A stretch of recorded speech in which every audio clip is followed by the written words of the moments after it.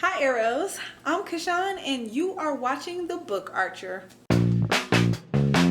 So today I'm coming at y'all with my long awaited July book haul. Y'all, I should have hauled some books earlier this month because this is like low-key gotten a little bit out of control. Hold on, let me zoom in. Now the first thing I want to show you are a couple of arcs, and let's not even waste any time. The Forgotten Girl by India Hill Brown.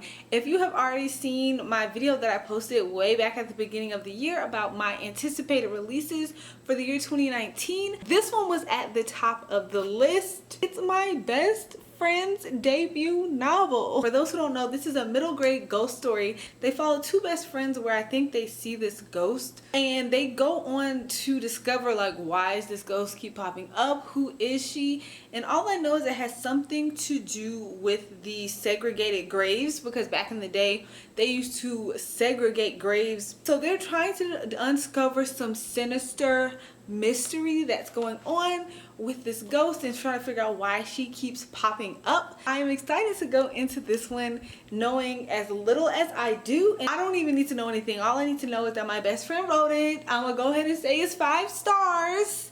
So yes, this comes out November 5th. You can pre-order it now. Amazon, Barnes & Noble, whatever, wherever Scholastic books are sold. The next arc that I got, thank you to Jessica at HarperCollins for sending me this arc.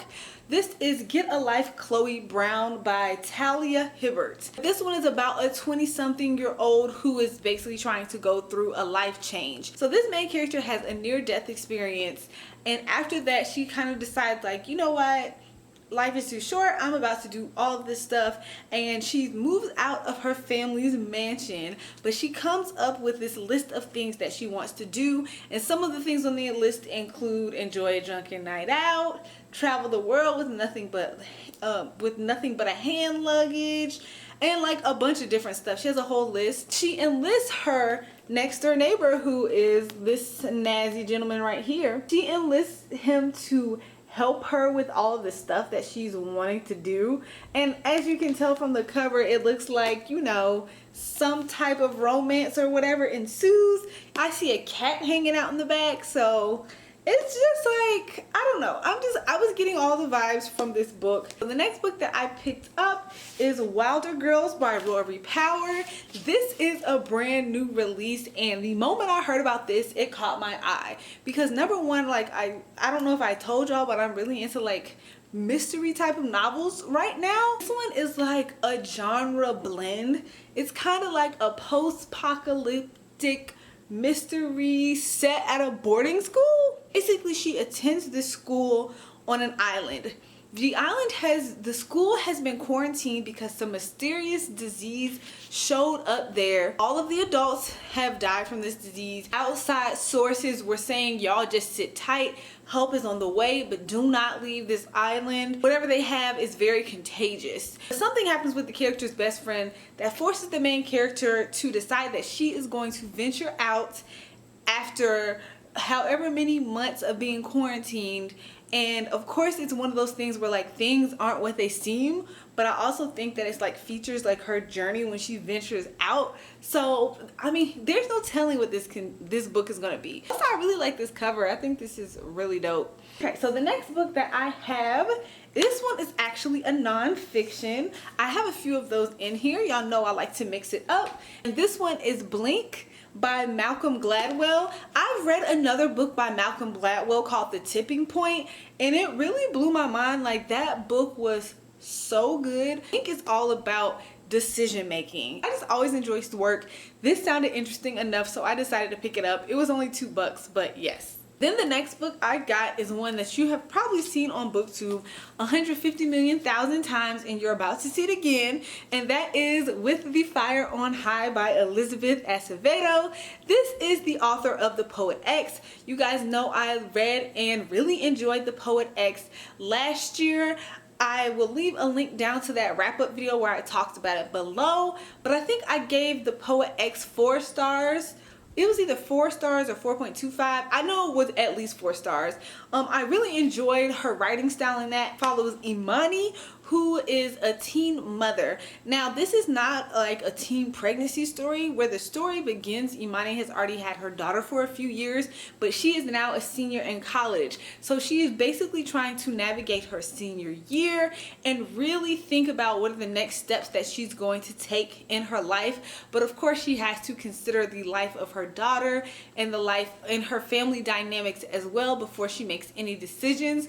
But Imani is someone with big dreams. She wants to be a chef and she has a lot of culinary skills. So she kind of has to go on this mental journey. It's just like about her life senior year. And this cover is absolutely gorgeous. I never get tired of looking at this. Look how pretty this is. And then of course I'm gonna take the dust jacket off, even if you've seen it 100 times. But the next book that I have is a memoir, and y'all only got this one for $1, so I couldn't pass it up.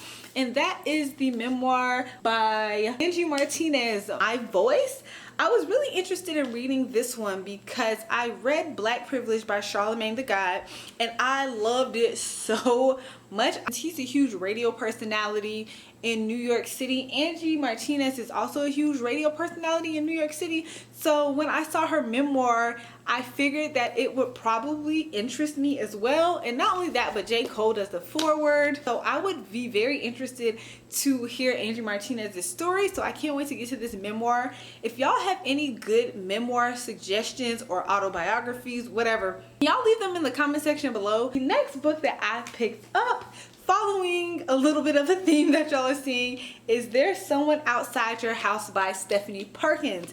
This one is me trying to dive into the thriller slasher realm. Y'all know I'm real scary, so I can't do no hard mystery. I can't do nothing that's gonna have my heart beating and me struggling. So I thought this would be a funner one to check out and start with.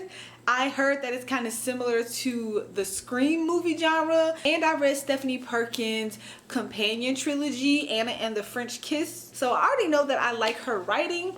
This one follows a main character who has moved, I believe, from Hawaii, and she's a transfer student with her own secret. I think that that secret is a part of the layered mystery in here, because this essentially is all of the kids in this town start getting offed.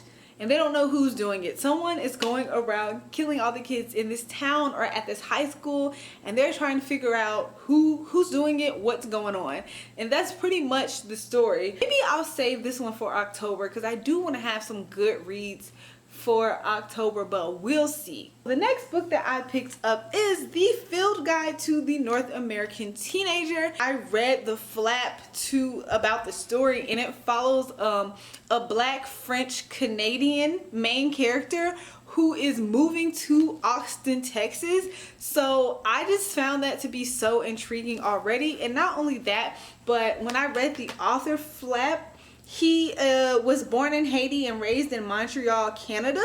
I don't really read that many Canadian authors. I like hearing stories about people who have moved to the South and seeing like the international perspective on it, especially because it can be really dramatized. So hopefully this is a good one. Whew, y'all, we're almost done, y'all. Almost done. Next is And I Darkened by Kiersten White. I have been eyeing this book for a few years and I have not picked it up, but I keep constantly finding myself being drawn to it again. So I finally decided to just go ahead and pick it up. This is a Vlad the Impaler retelling, so I think it's like historical fiction. Instead of it being a traditional Vlad the Impaler story, it's a woman in this book. So I'm very excited to read this because I love main characters that are like morally gray anti-heroes, and apparently she's supposed to be very dark. I think it has like some war in it.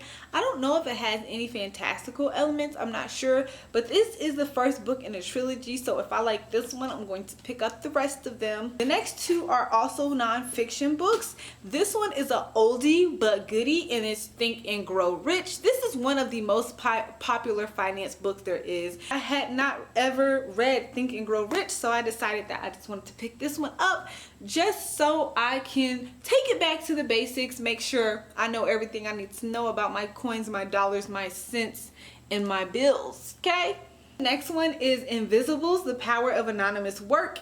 in an age of restless self-promotion. And this kind of talks about the power of anonymous work. Not really that long of the read, so I will eventually get to this one as well. And finally, the very last book in this book haul. Y'all have already seen this in my mid-year book freakout tag, and that is Kingdom of Ash by Sarah J. Maas, the final book in the Throne of Glass series. I still have to read Tower of Dawn and Kingdom of Ash, but at least I finally own it. Whew. And we're done. To think I had more books and I was going to try to include them in this video. Those are all the books from my July book haul. Which ones sound the most interested to you? Which ones are you thinking about picking up? And what books have y'all bought lately? Is there anything else that I need to be reading? Let me know down in the comments below. Thank you guys for all the love that y'all always show me. Don't forget to follow me on Twitter and Instagram at theBookArcher. And I will see y'all in my next video. Bye!